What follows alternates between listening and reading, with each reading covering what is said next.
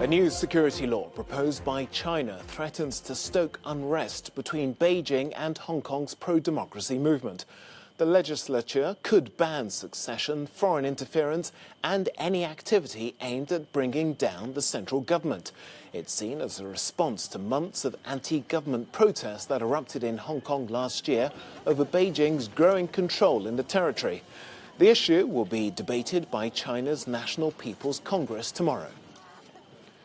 Well, for more reaction on these plans, let's cross over to Matthew in the Cube.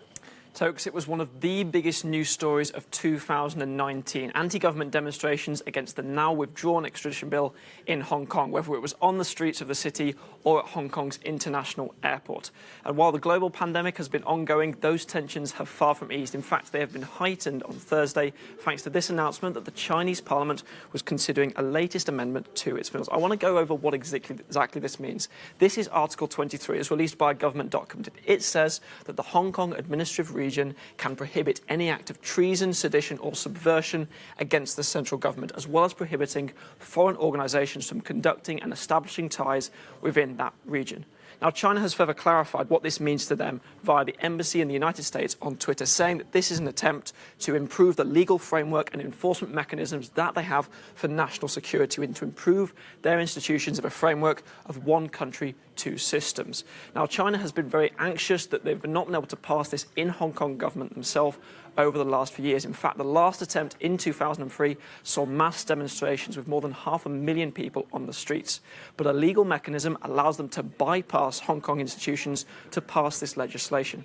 So is it one country, two systems still? Well, not according to the voices that I've been speaking to here in the Cube. Many of those protesters who were on the streets, they told me exactly what their reaction was to these demonstrations. I asked them if they would still be taken to the streets in protest, and many of them had the same message, saying, no, this is a matter of survival for me, and it could only make them more defiant. But what about international organisations? Why does it matter to us in Europe? Well, on that issue of foreign interference, there is a nuance that many people have noted. The Global Times, one of the Chinese state media there, they say that it is a decisive attempt from China to safeguard their core interests to prevent foreign exploits from entering into Hong Kong and changing any of the strategy that they have there. But Joshua Wong, one of the key voices behind the pro-democracy movement in Hong Kong, he says that actually this is deadly dangerous for human rights organisations, journalists and academics who have already faced persecution in Hong Kong during those ongoing demonstrations. And of course, in the back of this, you have the special trading relationship that Hong Kong has with the United States. The Secretary of State, Mike Pompeo, on Twitter, saying that they are closely monitoring the situation over whether or not Hong Kong still has a degree of autonomy.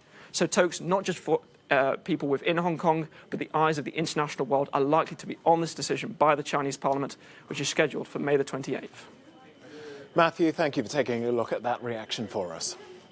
Well, let's dig a bit deeper into this story now. We can speak to Alvin Chung. He's an affiliate scholar with New York University's US Asia Law Institute.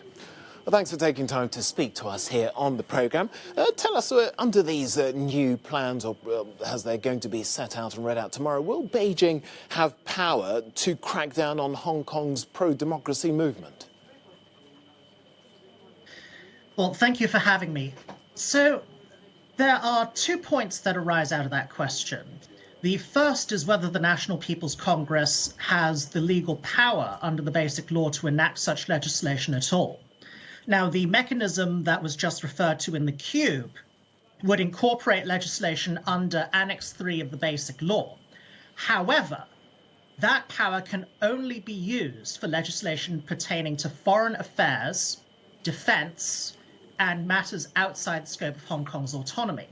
Now, because the territory has been tasked with enacting its own national security legislation, the power to incorporate legislation by Annex 3 cannot apply to internal security legislation. So that's the first thing. The second thing that ought to be emphasized is how Beijing conceives of national security.